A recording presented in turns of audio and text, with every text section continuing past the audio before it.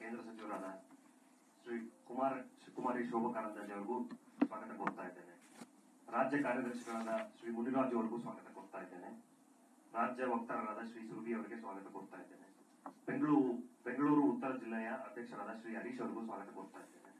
So ಮಾಧ್ಯಮ ಮಿತ್ರರನ್ನು ಉದ್ದೇಶಿಸಿ ಈ ಪತ್ರಿಕಾಗೋಷ್ಠಿ ನಡೆಸಿಕೊಡ್ಬೇಕು ಅಂತ ಹೇಳಿ ಕೇಂದ್ರ ಸಚಿವರಿಗೆ ಮನವಿ ಮಾಡ್ಕೊಳ್ತಾ ಇದ್ದೀನಿ. ಮಾಧ್ಯಮದ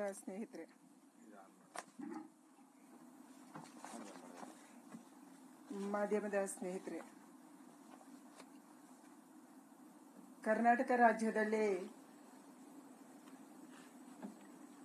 ಒಂದು ರೀತಿಯ ಅಘೋಷಿತ ಎಮರ್ಜೆನ್ಸಿ ನಡೀತಾ ಇದೆ.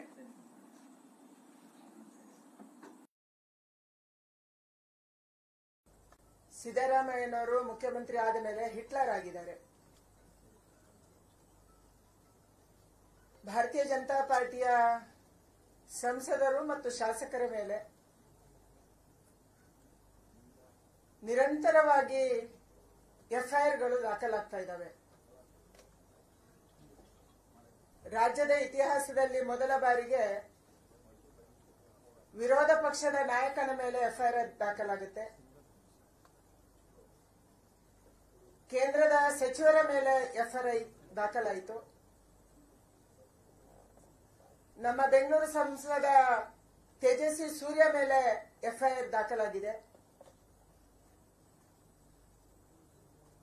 ಹರೀಶ್ ಪೂಂಜಾ ಮೇಲೆ, ಬಸನಗೌಡ ಪಾಟೀಲ್ ಯತ್ನಾಳ್ ಮೇಲೆ, ಅರವಿಂದ್ ಬೆಲ್ಲದ ಮೇಲೆ, ಭರತ್ ಶೆಟ್ಟಿ ಮೇಲೆ ಈ ರೀತಿ ನಿರಂತರವಾಗಿ ಭಾರತೀಯ ಜನತಾ ಪಾರ್ಟಿಯ ನಾಯಕರನ್ನ, ಕಾರ್ಯಕರ್ತರನ್ನ ಹತ್ತಿಕ್ಕುವಂತ, ಅವರ ಧ್ವನಿಯನ್ನ ಅಡಗಿಸುವಂತ ಕೆಲಸವನ್ನ ಕಾಂಗ್ರೆಸ್ ಸರ್ಕಾರದ ನೇತೃತ್ವದಲ್ಲಿ ಮಾಡಲಾಗ್ತಾ ಇದೆ. ನಾನು ಸಿದ್ದರಾಮಯ್ಯನವರಿಗೆ ಒಂದೇ ಪ್ರಶ್ನೆ ಕೇಳಕ್ಕೆ ಇಚ್ಛೆ ಪಡುವಂತದ್ದು, ಐವನ್ ಡಿಸೋಜ್ ಅವರು ಬಾಂಗ್ಲಾ ಮಾದರಿಯಲ್ಲಿ ರಾಜ್ಯಪಾಲರನ್ನ ಓಡಿಸ್ತೀವಿ ಅಂತ ಹೇಳಿದ್ರು. ನಮ್ಮ ಮಂಗಳೂರಿನ ಜನ, ಕಾರ್ಯಕರ್ತರು ದಿನಾ ಪೊಲೀಸ್ ಸ್ಟೇಷನ್ಗೆ ಹೋಗ್ತಾ ಇದ್ದಾರೆ, ಕಂಪ್ಲೇಂಟ್ ಕೊಡ್ತಾ ಇದ್ದಾರೆ. ಆದ್ರೆ ಕಂಪ್ಲೇಂಟ್ ಅನ್ನ ಇವತ್ತಿನ ತನಕ ತಗೊಂಡಿಲ್ಲ. ಅವರ ಮೇಲೆ ಎಫ್ಐಆರ್ ದಾಖಲಾಗಲ್ಲ. ಅತ್ಯಂತ ಪ್ರಾಮಾಣಿಕ ಅಧಿಕಾರಿ ಪರಶುರಾಮ ಆತ್ಮಹತ್ಯೆಯನ್ನ ಮಾಡಿಕೊಂಡ್ರು. ಕಾಂಗ್ರೆಸ್ಸಿನ ಎಂಎಲ್ಎ ಮತ್ತು ಎಂಎಲ್ಎಯ ಮಗ ಸೇರಿ ನಂಗೆ ಹಣದ ಆಮಿಷವನ್ನ ಒಡ್ಡಿದ್ರು, ಹಣವನ್ನ ಕೇಳಿದ್ರು. ಅದಕ್ಕಾಗಿ ನನ್ನ ಹತ್ರ ಕೊಡಕ್ಕೆ ಶಕ್ತಿ ಇಲ್ಲ, ನಂಗೆ ಹಿಂಸೆ ಕೊಡ್ತಾ ಇದ್ದಾರೆ, ಈ ಕಾರಣಕ್ಕಾಗಿ ನಾನು ಸಾಯ್ತೀನಿ ಅಂತ ಹೇಳಿ ಸತ್ರು. ಅವರ ಮೇಲೆ ಎಫ್ಐಆರ್ ದಾಖಲು ಮಾಡಕ್ಕೆ ಹಿಂದೆ ಮುಂದೆ ನೋಡಿದ್ರಿ.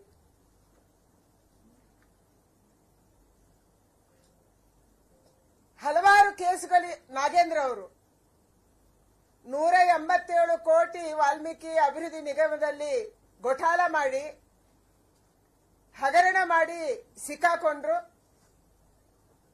ನೀವು ಎಸ್ಐಟಿಯನ್ನ ರಚನೆ ಮಾಡಿದ್ರಿ. ಎಸ್ಐಟಿಯ ರಿಪೋರ್ಟ್ ಅನ್ನ ಓದಿದ್ದೀರಾ ಸಿದ್ದರಾಮಯ್ಯನವರೇ? ಆ ರಿಪೋರ್ಟ್ ಅಲ್ಲಿ ಇವತ್ತು ಎಸ್ಐಟಿ ಮಾಡಿದಂತ ರಿಪೋರ್ಟ್ ಅಲ್ಲಿ ನಾಗೇಂದ್ರ ಅವರ ಹೆಸರೇ ಇಲ್ಲ. ಅವರ ಅಪರಾಧಿನೇ ಅಲ್ಲ. ಕರ್ನಾಟಕ ರಾಜ್ಯವನ್ನ ನೀವೇನ್ ಮಾಡಕ್ಕೆ ಹೊರಟಿದ್ದೀರಿ? ನಾಗಮಂಗಲದಲ್ಲಿ ಘಟನೆ ನಡೆಯಿತು. ದೇಶದ ಇತಿಹಾಸದಲ್ಲಿ ಮೊದಲ ಬಾರಿಗೆ ಕರ್ನಾಟಕದಲ್ಲಿ ಗಣೇಶ ಚತುರ್ಥಿಯ ಸಂದರ್ಭದಲ್ಲಿ ಗಣೇಶನನ್ನ ಪೊಲೀಸ್ ವ್ಯಾನ್ ಅಲ್ಲಿ ಕರ್ಕೊಂಡೋಗಿ ವಿಸರ್ಜನೆ ಮಾಡುವಂತ ಘಟನೆ ಹಿಂದೆಂದೂ ದೇಶದಲ್ಲಿ ನಡೆದಿಲ್ಲ. ಮೊದಲ ಬಾರಿಗೆ ಕರ್ನಾಟಕದಲ್ಲಿ ನಡೆದಿದೆ. ಯಾಕಾಗಿ? ನಾಗಮಂಗಲದ ಗಣಪತಿಗೆ ನೀವು ಚಪ್ಪಲ್ ಬಿಸಾಡಕ್ಕೆ ಬಿಟ್ರಿ, ಕಲ್ಲುಗಳನ್ನ ಎಸೆದ್ರು, ಮೂರ್ತಿ ಭಗ್ನ ಆಯಿತು, ಮೂರ್ತಿಯನ್ನು ಅಲ್ಲೇ ಬಿಟ್ಟು ಓಡಿದ್ರು, 25 ಅಂಗಡಿಗಳನ್ನ ಸುಟ್ಟು ಹಾಕಿದ್ರು. ಆ ಜನ ಯಾರು? ನಾಗಮಂಗಲದ ಜನಕ್ಕೆ ಆ ಧೈರ್ಯ ಹೇಗ್ ಬಂತು? ಇವತ್ತು ಇರುವಂತ ವರದಿಯ ಪ್ರಕಾರ ಕೇರಳದಿಂದ ಬಂದಿದ್ದಾರೆ ಅಂತ ಹೇಳ್ತಾ ಇದ್ದಾರೆ. ಅವ್ರು ಯಾರು? ಅವ್ರು ಹೇಗ್ ಬಂದ್ರು? ಯಾಕೆ ಬಂದ್ರು? ಇವತ್ತು ನಾಗಮಂಗಲದ ಕೇಸನ್ನ ಕೂಡ ನೀವು ಮುಚ್ಚಿ ಹಾಕಿದ್ದೀರಿ. ನಿಮ್ಮ ಪೊಲೀಸರು ಇದೊಂದು ಘಟನೆನೇ ಅಲ್ಲ ಅನ್ನುವಂತ ರೀತಿಯಲ್ಲಿ ಆ ತನಿಖೆಯನ್ನ ಕ್ಲೋಸ್ ಮಾಡಿದ್ದಾರೆ. ಪರಮೇಶ್ವರ್ ಅವರು ಹೇಳ್ತಾರೆ ಇದೊಂದು ಚಿಕ್ಕ ಘಟನೆ. ಯಾವ್ದು ಚಿಕ್ಕ ಘಟನೆ ಪರಮೇಶ್ವರ್ ಅವರೇ? 25 ಅಂಗಡಿಗಳನ್ನ ಸುಟ್ಟಿರುವಂತದ್ದು ಚಿಕ್ಕ ಘಟನೆನಾ? ಪಕ್ಕದ ರಾಜ್ಯದ ಕೇರಳದಿಂದ ಸಾವಿರಾರು ಜನ ನಾಗಮಂಗಲಕ್ಕೆ ಬಂದು ಗೊಂದಲ ಎಬ್ಬಿಸಿದ್ರೆ ಚಿಕ್ಕ ಘಟನೆನಾ? ಇವತ್ತು ತನಿಖೆ ನಡೀತಾ ಇಲ್ಲ, ಅಲ್ಲಿಗೆ ಕ್ಲೋಸ್ ಆಗಿದೆ. ಬೆಳಗಾವಿಯಲ್ಲಿ ಗಣಪತಿ ವಿಸರ್ಜನೆಯ ಸಂದರ್ಭದಲ್ಲಿ 3 ಜನ ಹಿಂದೂ ಯುವಕರಿಗೆ ಚಾಕು ಹಾಕಿದ್ದಾರೆ. ಕೋಲಾರದಲ್ಲಿ ಮೊದಲ ಬಾರಿಗೆ ಕರ್ನಾಟಕ ರಾಜ್ಯ ಪ್ಯಾಲೆಸ್ತೈನ್ ಧ್ವಜವನ್ನ ನೋಡ್ತಾ ಇದೆ. ಕೋಲಾರದ ಮೆರವಣಿಗೆಯಲ್ಲಿ ಪ್ಯಾಲೆಸ್ತೈನ್ ಧ್ವಜದ ಪ್ರದರ್ಶನ ಆಗುತ್ತೆ. ನಿನ್ನೆ ಬೆಂಗಳೂರಿನ ನಂದಿನಿ ಲೇಔಟ್ ಅಲ್ಲಿ ರಾಷ್ಟ್ರಧ್ವಜವನ್ನ ವಿರೂಪಗೊಳಿಸಿ ರಾಷ್ಟ್ರಧ್ವಜದ ಅಶೋಕ್ ಚಕ್ರ ಜಾಗದಲ್ಲಿ ಉರ್ದುವಲ್ಲಿ ಬರೆದಿದ್ದಾರೆ. ಅಶೋಕ್ ಚಕ್ರ ಇಲ್ಲ. ಇಂಥ ಧ್ವಜವನ್ನ ಬೆಂಗಳೂರಿನಲ್ಲಿ ಏರಿಸ್ತಾ ಇದ್ದಾರೆ. ತ್ರಿವರ್ಣ ಧ್ವಜದಲ್ಲಿ ಅಶೋಕ್ ಚಕ್ರವನ್ನ ತೆಗೆದು ಉರ್ದುವಲ್ಲಿ ಖಡ್ಗವನ್ನ ಬರೆದಿದ್ದಾರೆ ಮತ್ತು ಅದರಲ್ಲಿ ಉರ್ದುವಲ್ಲಿ ಏನೋ ಬರೆದಿದ್ದಾರೆ. ಇದು ಕರ್ನಾಟಕದ ಸ್ಥಿತಿ. ಎಲ್ಲಿ ಆಗ್ತಾ ಇದೆ?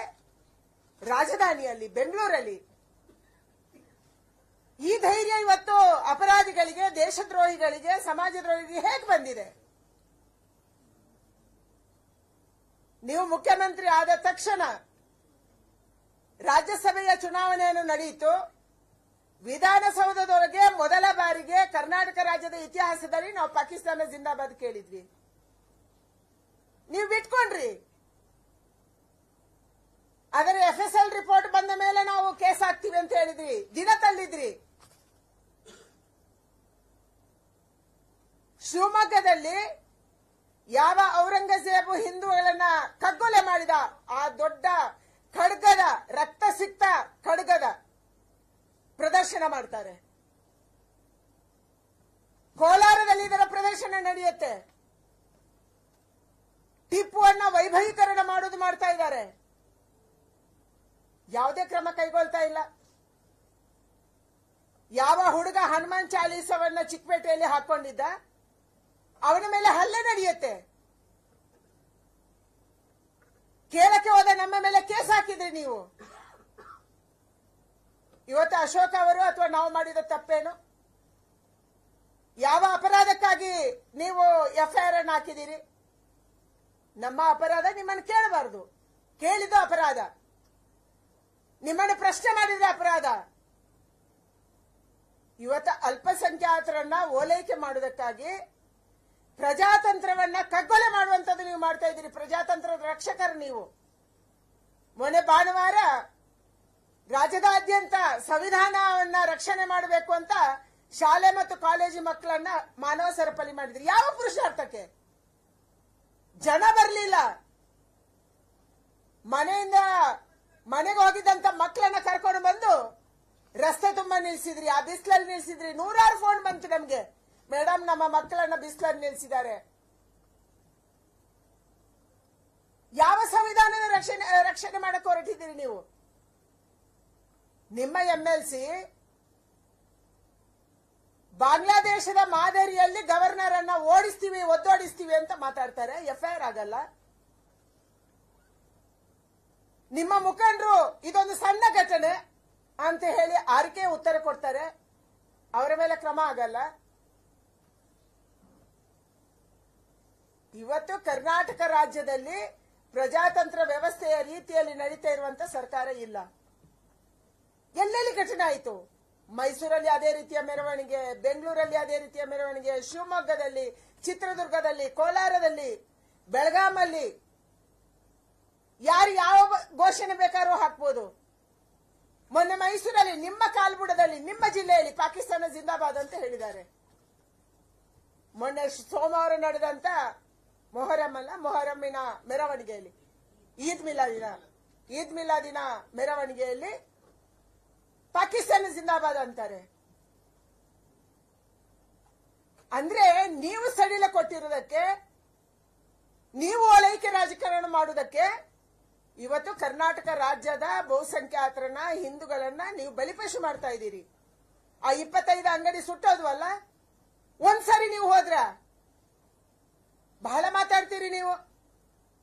ನಿಮ್ಮ ಕೇಂದ್ರದ ನಾಯಕರು ಬಹಳ ಬಂದು ಪಾರ್ಲಿಮೆಂಟ್ ಅಲ್ಲಿ ಮಾತಾಡ್ತಾರೆ. ಎಲ್ಲಿ ಗಲಾಟೆ ಆದ್ರೂ ಕೂಡ ಬಿಜೆಪಿ ರಾಜ್ಯ ನಡೆಸ್ತಾ ಇರುವಂತ ಜಾಗಗಳಿಗೆ ಓಡೋಗಿ ಬರ್ತಾರೆ. ಕನಿಷ್ಠ ಪಕ್ಷ ಅವರು ಬರೋದು ಬೇಡಪ್ಪ, ಬಹಳ ದೂರದಲ್ಲಿದ್ದಾರೆ, ಅಮೆರಿಕದಲ್ಲಿ ಇರ್ಬೇಕು ಅವರು. ನೀವು ಹೋಗ್ಬೇಕಿತ್ತಲ್ಲ ಬೆಂಗಳೂರಲ್ಲಿ. ನಿಮ್ಮ ಮೈಸೂರಿಂದ, ನಮ್ಮ ಬೆಂಗಳೂರಿಂದ ಎಷ್ಟು ದೂರ ಇದೆ ನಾಗಮಂಗಲ? ಯಾಕೆ ಹೋಗಿಲ್ಲ? ಗೃಹ ಸಚಿವರು ಹೋಗಲ್ಲ, ಮುಖ್ಯಮಂತ್ರಿಗಳು ಹೋಗಲ್ಲ. ಅಂದ್ರೆ ಹಿಂದೂಗಳಿಗೆ ಮಾನ ಮರ್ಯಾದೆ ಇಲ್ಲ, ಹಿಂದೂಗಳ ಜೀವಕ್ಕೆ ಬೆಲೆ ಇಲ್ಲ, ಹಿಂದೂಗಳ ದೇವರಿಗೆ ಬೆಲೆ ಇಲ್ಲ. ನಿಮ್ಗೆ ಶ್ರದ್ಧೆ ಇಲ್ಲದೆ ಇರ್ಬೋದು, ನೀವು ಚುಪ್ ಚುಪ್ಪಾಕೆ ಪೂಜೆ ಮಾಡಬಹುದು, ಆದ್ರೆ ನಾವಾಗಲ್ಲ. ನಾವು ರಸ್ತೆಯಲ್ಲಿ ಪೂಜೆ ಮಾಡುವವರು. ಯಾವ ಗಣೇಶ? ಸ್ವಾತಂತ್ರ್ಯಕ್ಕೆ ಪ್ರೇರಣೆ ಕೊಟ್ಟಂತ ಗಣೇಶನಿಗೆ ನಾವು ಪೂಜೆ ಮಾಡ್ತಿದ್ದೀವಿ, ಬೀದಿ ಬೀದಿಯಲ್ಲಿ ಮಾಡ್ತೀವಿ. ಆದ್ರೆ ಇವತ್ತು ಬೇರೆ ಬೇರೆ ಜಾಗದಲ್ಲಿ ಅಲ್ಪಸಂಖ್ಯಾತರು ಈ ರೀತಿಯ ವರ್ತನೆ ಮಾಡುವುದಕ್ಕೆ, ಇದಕ್ಕೆ ನಿಮ್ಮ ಕುಮ್ಮಕ್ಕು ಕಾರಣ, ನೀವು ಕೊಟ್ಟಿರುವಂತ ಸಲಿಗೆ ಕಾರಣ. ವಿಧಾನಸೌಧದಲ್ಲೂ ಸಲಿಗೆ, ನಿಮ್ಮ ಮನೆಯಲ್ಲೂ ಸಲಿಗೆ, ನಿಮ್ಮ ಕ್ಷೇತ್ರದಲ್ಲೂ ಅದೇ, ರಾಜ್ಯದಾದ್ಯಂತ ಇವತ್ತು ಅದನ್ನೇ ಅನುಸರಿಸ್ತಾ ಇದ್ದಾರೆ ಕರ್ನಾಟಕ ರಾಜ್ಯದಲ್ಲಿ. ನಿನ್ನೆ ಫ್ಲಾಗ್ ಹಾರಿಸಿದ್ರಲ್ಲ, ಏನು ಕ್ರಮ ಕೈಗೊಳ್ತೀರಿ? ಭಾರತದ ಎಂಬ್ಲಮ್ ಆಕ್ಟ್ ಅನ್ನ ಉಲ್ಲಂಘನೆ ಮಾಡಿದ್ದಾರೆ, ಭಾರತದ ಫ್ಲಾಗ್ ಕೋಡ್ ಅನ್ನ ಉಲ್ಲಂಘನೆ ಮಾಡಿದ್ದಾರೆ. ದೇಶದ್ರೋಹದ ಕೇಸ್ ಹಾಕಬೇಕು. ಎಷ್ಟು ಜನರ ಮೇಲೆ ಹಾಕಿದ್ರಿ? ಅಂದ್ರೆ ಕರ್ನಾಟಕ ರಾಜ್ಯದಲ್ಲಿ ದೇಶದ್ರೋಹ ಮಾಡಿದ್ರೆ ಇದಕ್ಕೆ ಶಿಕ್ಷೆ ಆಗಲ್ಲ ಅನ್ನುವಂತ ಸಂದೇಶ ಕೊಟ್ಟವರು ಯಾರು? ನೀವೇ. ಯಾವ ಪಾಪ್ಯುಲರ್ ಫ್ರಂಟ್ ಆಫ್ ಇಂಡಿಯಾ ಇತ್ತು, ನಾವು ಸಾರಿ ಹೇಳಿದ್ವಿ, ಪಾಪ್ಯುಲರ್ ಫ್ರಂಟ್ ಆಫ್ ಇಂಡಿಯಾದವರೇ ನಮ್ಮ ಹಿಂದೂ ಯುವಕರ ಹತ್ಯೆ ಮಾಡ್ತಾ ಇದ್ದಾರೆ ಹೇಳಿದ್ವಿ ನಾವು. ನೀವೇನ್ ಮಾಡಿದ್ರಿ? ಅವರ ಎಲ್ಲ ಕೇಸ್ಗಳನ್ನ ವಾಪಸ್ ತಗೊಂಡು ಎಲ್ಲರನ್ನ ಜೈಲಿಂದ ಆಚೆ ಬಿಟ್ರಿ. ಅವರು ಬಂದು ಇದನ್ನೇ ಮಾಡೋದು. ನಾಗಮಂಗಲ, ಬೆಳಗಾಮು ಅಥವಾ ಕೋಲಾರದಲ್ಲಿ ಇವತ್ತೇನು ನಡೀತಾ ಇದೆಯಲ್ಲ, ಯಾವ ದ್ರೋಹಿಗಳನ್ನ ನೀವು ಆಚೆ ಬಿಟ್ರಲ್ಲ ಅಂತವರಿಂದ ಇದು ನಡೀತಾ ಇದೆ. ಸಿದ್ದರಾಮಯ್ಯನವರ ಹಿಟ್ಲರ್ ರಾಜಕಾರಣ, ಸಿದ್ದರಾಮಯ್ಯನವರ ಒಂದು ರೀತಿಯ ಅಘೋಷಿತ ಎಮರ್ಜೆನ್ಸಿ, ತುರ್ತು ಪರಿಸ್ಥಿತಿ ಇವತ್ತು ಕರ್ನಾಟಕ ರಾಜ್ಯದಲ್ಲಿ ನಮ್ಮನ್ನ ಅತ್ಯಂತ ಭಯಭೀತವಾಗಿ ಓಡಾಡುವ ರೀತಿಯಲ್ಲಿ ಮಾಡ್ತಾ ಇದೆ. ನಮ್ಮ ಕಾರ್ಯಕರ್ತರ ಮೇಲೆ ಪದೇ ಪದೇ ಕೇಸು, ಯಾರು ಕೇಳೋರಿಲ್ಲ. ಪೊಲೀಸ್ ಸ್ಟೇಷನ್ ಹೋದ್ರೆ ಎಫ್ಐಆರ್ ತಗೊಳ್ಳಲ್ಲ, ಒಂದು ಪಾರ್ಟಿದು ತಗೊಂತಾರೆ, ಇನ್ನೊಂದು ಪಾರ್ಟಿದು ತಗೊಳ್ಳಲ್ಲ, ನ್ಯಾಯಯುತವಾಗಿ ತನಿಖೆ ಮಾಡಲ್ಲ. ನಮ್ಮ ಕಾರ್ಯಕರ್ತರ ಹೆದರಿಸುವಂತದ್ದು. ನೀವು ಯಾವುದೇ ಕೆಲಸಕ್ಕೆ ಆಚೆ ಬಂದ್ರೆ ಎಫ್ಐಆರ್ ಹಾಕ್ತೀವಿ, ಅರೆಸ್ಟ್ ಮಾಡ್ತೀವಿ, ಪೊಲೀಸ್ ಸ್ಟೇಷನ್ ಅಲ್ಲಿ ಕೂರಿಸ್ತೀವಿ, ಜೈಲು ಕಳಿಸ್ತೀವಿ. ಇದು ಇವತ್ತು ಸಿದ್ದರಾಮಯ್ಯನವರ ಆಡಳಿತ. ಅದಕ್ಕಾಗಿ ನಾನು ಆಗ್ರಹ ಮಾಡ್ತೀನಿ, ಇಂಥ ಮಾನಸಿಕತೆಯನ್ನು ಬಿಟ್ಬಿಡಿ. ನಾವು ಹೆದರಿ ಓಡೋಗೋರಲ್ಲ. ನೀವು 100 ಎಫ್ಐಆರ್ ಹಾಕಿ, ನಾವು ಯಾವ ಎಫ್ಐಆರ್ಗೆ ಹೆದರಲ್ಲ. ಹನುಮಾನ ಚಾಲೀಸಕ್ಕೆ ನಾವು ಹೋಗಿ ಪ್ರತಿಭಟನೆಗೆ ಹೋದ್ರೆ ಅದಕ್ಕೆ ಎಫ್ಐಆರ್ ಹಾಕಿದ್ರಿ. ಇಲ್ಲಿ ಮಾತ್ರ ಅಲ್ಲ, ನಿಮ್ಮ ಪಾರ್ಟ್ನರ್ ಅಲ್ಲಿನೂ ಹಾಕಿದ್ರು, ಚೆನ್ನೈನಲ್ಲಿ. ಸಾರಿ ಕೇಳಕ್ಕೆ ಹೇಳಿದ್ರು ಕೋರ್ಟ್ ಅಲ್ಲಿ. ಅಲ್ಲಿ ಅಡ್ವೊಕೇಟ್ ಜನರಲ್ ಬಂದು ನಾನು ಹೇಳಿದೆ, ನಾವು ಸಾರಿ ಕೇಳೋ ಪ್ರಶ್ನೆ ಬರಲ್ಲ, ನಾವು ಕೇಸನ್ನ ಫೈಟ್ ಮಾಡ್ತೀವಿ, ಸುಪ್ರೀಂ ಕೋರ್ಟ್ಗೆ ಹೋಗ್ತೀರಾ, ಹೋಗ್ತೀವಿ. ಇಲ್ಲಿನೂ ಇವತ್ತು ಕೇಸ್ ನಡೀತಾ ಇದೆ, ಹನುಮಾನ್ ಚಾಲೀಸದು. ಮತ್ತೊಂದು ಕೇಸ್ ಹಾಕಿದ್ರಿ ನಾಗಮಂಗಲದ್ದು. ನಾವ್ ಎದುರಿ ಓಡಿ ಹೋಗಲ್ಲ ಸಿದ್ದರಾಮಯ್ಯನವರೇ. ನಾವು ಹೋರಾಟ ಮಾಡ್ಕೊಂಡು ಬಂದಂತವರು. ನಮ್ಮ ಯಾವುದೇ ಶಾಸಕರ ಮೇಲೆ, ಯಾವುದೇ ಕಾರ್ಯಕರ್ತರ ಮೇಲೆ ನೀವು ಕೇಸ್ ಹಾಕಿದ್ರು ನಾವು ಸುಮ್ಮನೆ ಇರಲ್ಲ, ಹೋರಾಟ ಮಾಡೋರೆ. ಸತ್ಯವನ್ನು ಸತ್ಯ ಅಂತ ಹೇಳೋರೆ, ನ್ಯಾಯಕ್ಕಾಗಿ ನಾವು ಹೋರಾಟ ಮಾಡೋರೆ. ಅಧಿಕಾರ ಪರ್ಮನೆಂಟ್ ಅಲ್ಲ, ಸರ್ಕಾರಗಳು ಪರ್ಮನೆಂಟ್ ಅಲ್ಲ. ನಿಮ್ಗೆ ಅಹಂಕಾರ ಇರ್ಬೋದು, 135 ಗೆದ್ದಿದ್ದೀವಿ, ನಮ್ಗೇನಾಗುತ್ತೆ, ನಮ್ಮನ್ನೇನ್ ಮಾಡ್ತಾರೆ, ಅಹಂಕಾರ ಇರ್ಬೋದು. ಆದ್ರೆ ಜನ ಪಾಠ ಕಲಿಸೇ ಕಳಿಸ್ತಾರೆ. ಇದನ್ನು ನೀವು ಬರುವ ದಿನಗಳಲ್ಲಿ ನೋಡ್ತೀರಿ.